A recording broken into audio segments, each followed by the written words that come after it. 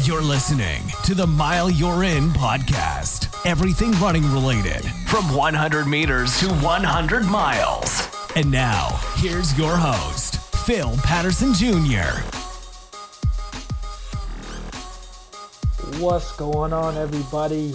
Welcome back. It's another episode of the Mile You're In podcast. A couple quick announcements. I'm just a little bit maybe back on social media. I got a Twitter, I got an Instagram, but they're specifically for the podcast.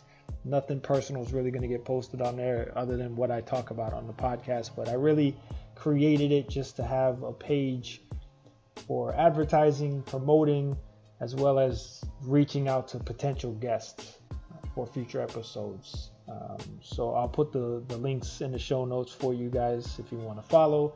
Also, I opened up the Patreon page in case anyone wants to start supporting again, which shout out to my 3 original supporters. They're back as if they never left. The Anonymous, the one that wants to remain nameless. Shout out to you, as well as Becky from Miami and Francine from Pembroke Pines. Thank you 3 for continuing to support me despite the long break. I truly appreciate that. Getting right into this won't be a long episode. I don't want to drag it out too much, but this weekend I was kind of inspired to do this.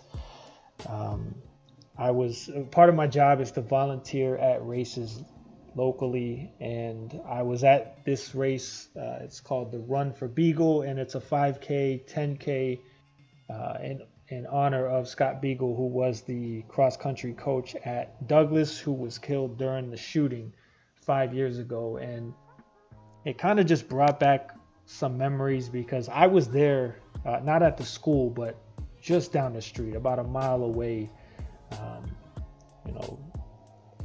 It was tough. It was a regular day for me. I came into work at 10 o'clock.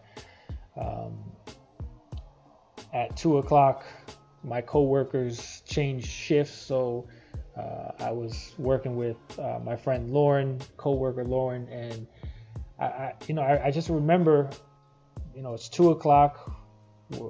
I'm catching her up on how things have been. It had been fairly busy up to that point, and just kind of telling her what had gone on, any changes since the last time her and I worked together, whatever.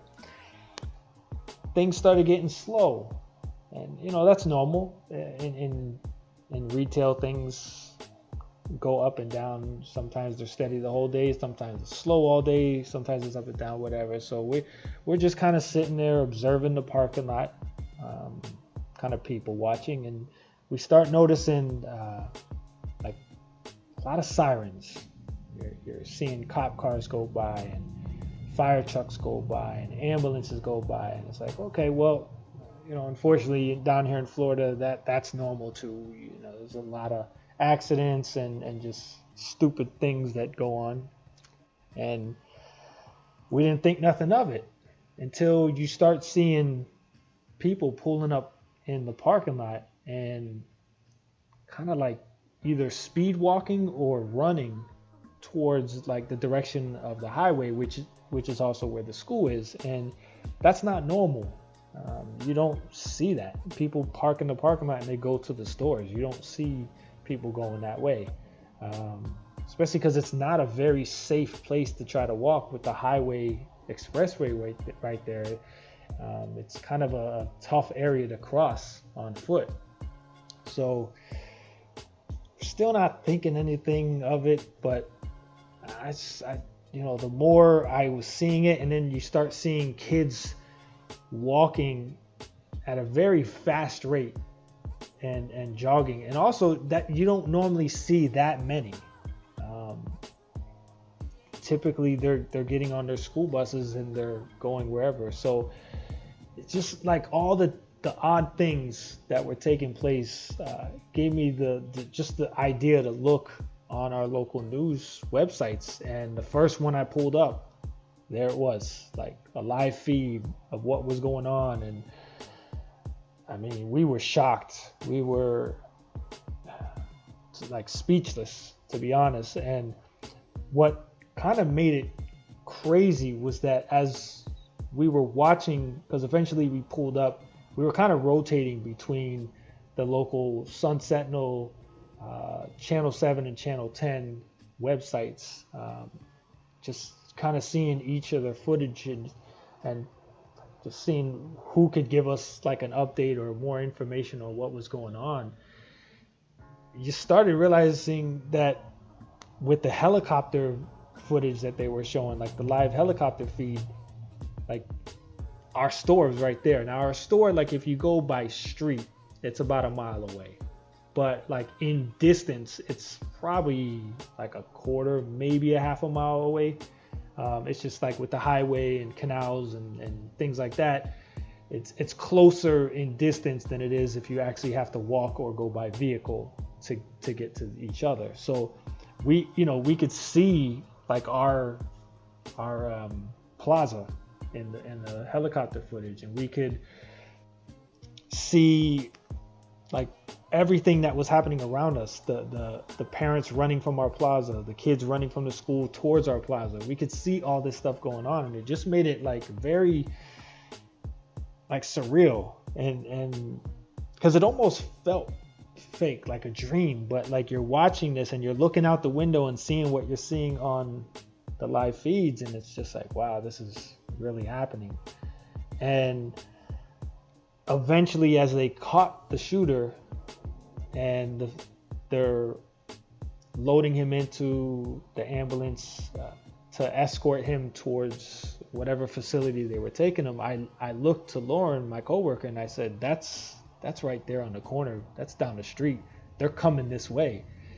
And anyone who followed me at the time on Facebook, you may remember I went on Facebook Live, and I walked outside the store a couple feet into the parking lot and had footage of him being escorted right by our store. It was like everything happened right there, because you couldn't get any closer. The way they had things blocked off, you couldn't get any closer. And if you tried to go any of the other ways, there's really nowhere you could like park other than the side of the road. So most people were coming to our park, like the parking lot of our plaza, because it was the closest you could get and actually park correctly. And just what a like crazy day, and it's unfortunate. Again, I'm not gonna go into it long. You could do the research, look up what happened, and it's tough. But being at the race, just seeing the support, the funds go towards a camp for underserved and at-risk kids. It's you could look it up. I'll put the link to the race that also has all the other information in there in case you did want to donate to the fund, the memorial in his honor, Scott Beigel. But while I was there, because a lot of the local running community came out. Again, this touched everyone in the community. I ran into two of my friends, really good friends. Their daughter was supposed to go to Douglas and could have been there that day when it happened. I got to talking to them, just catching up with things, and decided to interview them for this episode so we could talk about this and get their perspective of it. We also talked about, we touched on the run clubs that they're in, one of the running accessories or devices. I'm not sure what the terminology would be for it, but you'll hear about it in a moment. But we just kind of stepped away from the event after they had run the race and just had a little chat. So I wanted to let you guys listen to it. I do want to let you know in advance. Again, it was a lot of people. About 700 people were out there. They had music going. They had stuff. The after party of any race, as you can imagine if you've been to one. So there are going to be a couple times it's hard to hear what we were saying. So I apologize about that. I tried to get the best quality I could. But I want to let you guys listen to the interview now, and then I'll just come back and just finish up with something I wanted to add to this. All right, I'm here with my favorite couple of South Florida, my favorite running couple. I'm going to let them introduce themselves, so tell everybody your name, where you guys are from. Hello, Corey Brown here in Parkland, Florida. And I'm Darius Brown here in South Florida. My wife, Corey Brown, again. So how long you guys been running? My goodness, I would say at least 12 years. Yeah, about 12 years. About yeah. 12 years really we've been started running. getting into running. Yeah. Maybe even 13 for me because I got him into running. I was just going to say who was first. So, Yeah, so she got were me you into reluctant? Were you? No, I wasn't really. It just happened to fall, where she needed me to kind of assist her when she was running in the evening. So then all of a sudden I just got hooked and then just kept on running from there. So now, whose idea was it to do the tries? My idea. My idea to do tries because I wanted to do something different. I've always been on my bucket list. Cause I know of some friends that always did Ironman. They used to go to South Africa and stuff like that. And I thought it was some far out at first. I was like, man, I won't be able to do nothing like that. So I was just wanting to know what it was like. And then I got here in Florida and I started seeing people doing other like Ironmans, like tries and small tries and sprints and stuff like that. I was like, okay, let me try it. So that means the next thing he's going to have to do is 100 miles. Wow. Let's start with the 50K. Now, see, that's 30 way- miles. okay, that's Let's far, start far, there. far out, yeah. Let's start with the 50K, if you know. Yeah. What's the 50K? 31 point something Okay. ish, something like that. Okay, Okay, yeah. okay. I can just try out with that. I can try a baby step. You train with Phil. Right. So first I want to talk about these boots, these fancy boots you got on. So what are Yeah. these? These are called rebound boots. And rebound boots are a form of exercise. They absorb 80% of the impact off of your joints. So they're really healthy for joint management. And then they help you burn 25% more calories when you're doing your workout. It increases the cardiovascular health, and it helps to cleanse the lymphatic system. It was designed about 40 years ago as a rehab, but then about 25 years ago, it morphed into a form of exercise. So it's great for those of us who run, for cross-training, because when we're trying to do something that's less impactful on our joints from running, rebound boots really has been great for me. Okay. And they make you taller. So They do. I'm taller today. Yeah, because you always want to be tall. And then another thing that I'm big on is the singlets you guys got on. So talk about the groups that you guys are running with. Well, the group right now I run with is called BMR, Black Man Run. It's a group that started in Atlanta about 2008, 2009.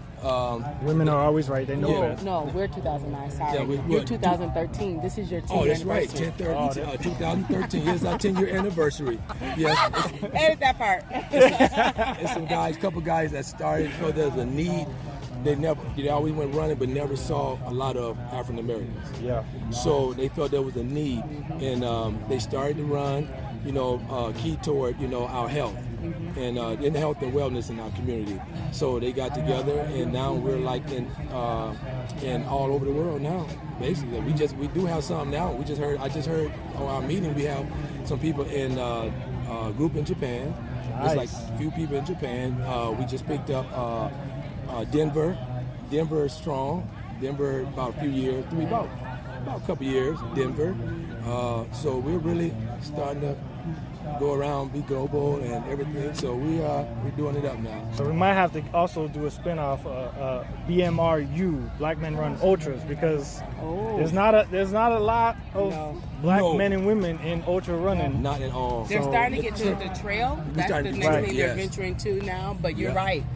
There's not, or black women. We're part of Black Girls Run, and we started in 2009 in Atlanta. Yeah. So we're in our 14th year anniversary, and just like BMR, we're across the world.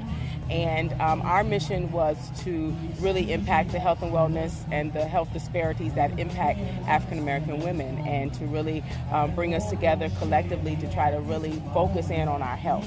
And so we have chapters all across, I said, the world. Many states are here, even in the state of Florida, there's several chapters that span from the Panhandle all the way down here to South Florida. And we do meetups. Both our activations are via social media. So you are part of a group within your Facebook group, and then of course a part of the national group. And it really has been to bring community together. Our groups are both about community. BMR say they're not a run club; they're a club that's making social impact changes. Same with BGR, we really are about the health and wellness and the movement. And that's important, because a lot of these groups, they just run. Yeah. That's it. They just, which is nice. You get people active, you get people in shape and healthier. But if you can do other things outside of just running, and make an impact in the community, and that's why we're here today to run for Beigel. You know, it's been 5 years now. It has been 5 years since the Stoneman Douglas shooting. Yes. And what was that like for you guys being local in the area at the time? Wow, it was unreal. That day, I just left our home here in Parkland to go pick up our daughter, who that would have been her 9th grade class, and she was going to Stoneman Douglas, and then we ended up sending her to Pompano Beach High School, which is an all-magnet school here. Left the house that day to go pick her up. It was Valentine's Day. They didn't have track practice, so we were going to take her out to dinner. And as soon as I pulled in the parking lot, I started getting my phone just started ringing.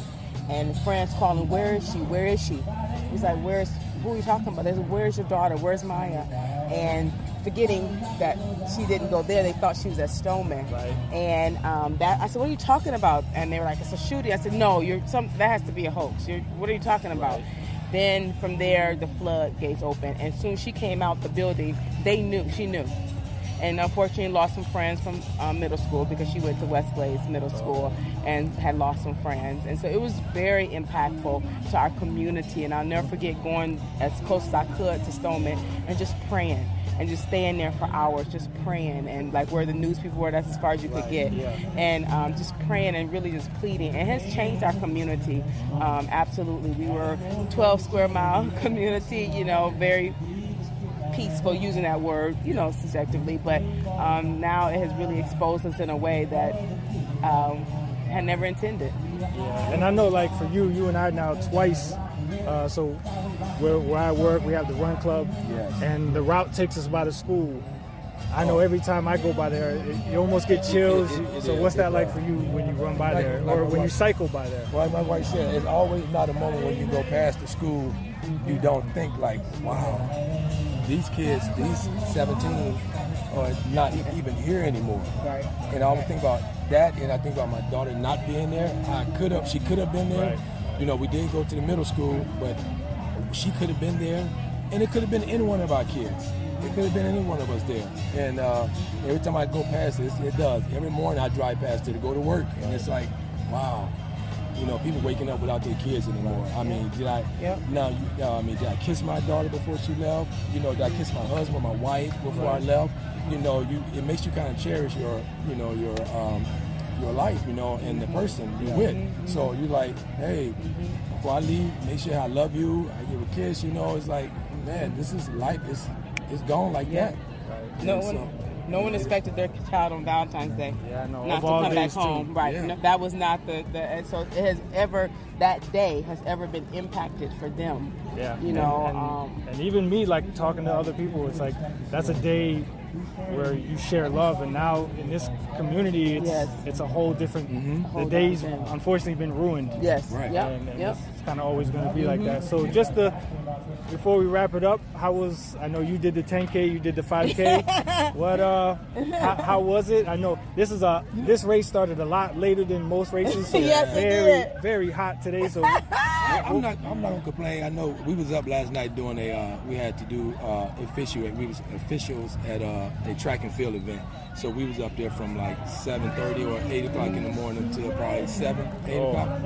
So my legs were a little tired, but that wasn't bad. It was a good route. I was just a bit tired. Sun did come up pretty fast, So, but overall, it was good. It was nice.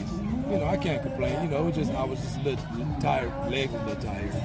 And then we got the little kangaroo over here. Yeah, I did I ran in my boots, and it was familiar route because this is our community. This is what we run, so it's definitely a familiar route. And it was nice to see the people walking, running, you know, and me, in my Kangoo boots. It did get warm. I cannot complain. I cannot say it did not. Especially for those of us like you, Phil, who train early in the morning. Phil already did 60 miles today, just so you know. Before he got here. It was supposed to be 25, but I kept hitting snooze. So I feel like I slacked it up. You're able to get a run in before you go to work. Yeah, so that's the only thing. He got so we're up to get used to no sun, and we're out there trying to get our miles in. So today that sun humbles you, and it's good for training because you never know your conditions when you're running. But I enjoy the camaraderie. Definitely enjoy the community and camaraderie. So where can everybody find Black Men Run, Black Girls Run? Where there should be maybe Bearded Men Run. Could I slit since I'm I'm not black, so Bearded Men's Run. Maybe I sneaked it in. Bearded Men Run. That's good. But now it's copyright. You may have something. Copyright infringement. I don't know. You may put everybody down. Bearded Men Run. I bet you get a whole bunch of them. Where can anyone that's listening find if they want to get involved and maybe join? And where can they find them on social media? So for us, blackgirlsrun.com and is our website, and then we're on Instagram and Facebook. On Instagram, official Black Girls Run, and then Facebook, Black Girls Run. And you can connect into us through that way. All right. Yeah, basically the same thing. We're just basically like Facebook right now, Black Man Run South Florida. Y'all are slacking. Yeah. The women, you have the national group. We got that. We do have the national group. BlackmenRun.org. Yeah, .org. Yeah, but or .com, if they're trying to join or interested, so you can join that way. Join that way, and then you go to our website.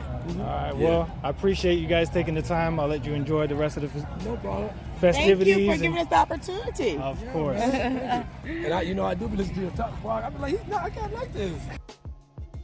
So I hope you guys enjoyed that little interview there. Their personalities, very humble, very nice, very kind, very generous couple. The family, as their daughter has grown up and now matured into a college student athlete, I've got to talk to her a little bit more, and she's just like her parents. That apple did not far. Can't even speak now. That apple did not fall very far from the tree. But just again, like they said, and being at the event, and every year now, unfortunately, when Valentine's Day comes around and I think about that day, now that I have a son, it just really makes you, it's a reminder. It makes you grateful, appreciative, thankful. Sometimes we forget how blessed and lucky we really are, and we take things for granted. We wake up, we do the routine that we had planned. If things go, in a different direction, if we're flexible enough, we adapt and we keep going, and we do our best. But I don't think we always sit down and truly analyze. I'm not saying you have to do this all the time, every day, but every once in a while, I think if we reset, if we really just sit down and think about the last couple of weeks or months or years, and that's why something like social media, honestly, like I was just talking to somebody last night, and I brought up the fact that I have a photo album of back when I used to wrestle, and it was kind of like, wow, you got a photo album, like you don't. I don't think those really exist much more these days. Like it's a thing of the past, and it's sad because yes, social media makes it easier to share things, and in a way you can keep these things stored in the cloud and have them forever as well, but like having memories to look back on really remind you. Again, mentioning my son, like I'll look back sometimes at photos of him along the way to this point, and it's like, wow, like sometimes I forget about the 102 days he spent in the hospital and on life support and coming home with an oxygen tank, and it's just like now he's just full of health and full of life, and just you would never know. And I looked at, I see some of the victims' family members, and you'd never know. Some of them have come in the store, and I don't know all of them. I don't remember all of them. And my coworker Lauren will tell me, I think that's so and so, or that was so and so, and you just, time does heal, and we all heal in our own way. I see people and what they can overcome, and how they can still share and spread love despite the hate in this world. And it's just a reminder to overcome hate. Don't let hate win. Don't let hate change you and change who you are and how you treat others. But also to be grateful for what you have, be appreciative of it. Every once in a while, I'm reminded of my trips to Haiti, where I volunteered 3 different times after the earthquake, and each one of those trips, it just it humbled you. It reminded you that you have so much that you take for granted, and then you go over to a country like that who's struggling, and they still seemed happier than you, even with less than what you had. The things that truly mattered were bringing them joy, while the things that don't matter were bringing us depression and dissatisfaction. I just, this morning I was out on a 32-mile run, and things just really sucked at the beginning. Again, I mentioned getting hit by a car recently, and my knee and hip still are kind of, I don't know. I probably should get it checked out, but they feel a little awkward at times. But once I get warmed up and loose, it starts to feel better. But this morning, it just seemed like that wasn't happening, and I've been dealing with this heel thing that I think is plantar fasciitis. I hope not, but it just hasn't gone away since November, and I was just getting frustrated. I was thinking about turning around and cutting it short, and I don't know, a mixture of knowing I was going to do this podcast and just thinking of other things that I was like, there's so much to be grateful for. I'm still able to move. The pain is tolerable. Enjoy this. Do the best you can for those who can't, those who wish they could do what you're doing right now. Even if it was just walking. There are people that can't even walk that wish they could walk. I throw out the fact of running, just the simple fact of being able to move by foot. So it's just a reminder to stop, take a moment, look around, and realize there's so much to be grateful for and be thankful for. And I think that'll change your attitude a little bit as you enter each and every day. So until the next episode, take that with you. I do have a special guest planned for an episode next week to talk about some good things with running and health and the physical body. So stay tuned for that. But yeah, until the next episode, guys, just continue to show love, spread love. Don't let hate win. Thanks for listening to the Mile You're In podcast. If you enjoyed it, make sure to like, share, and subscribe.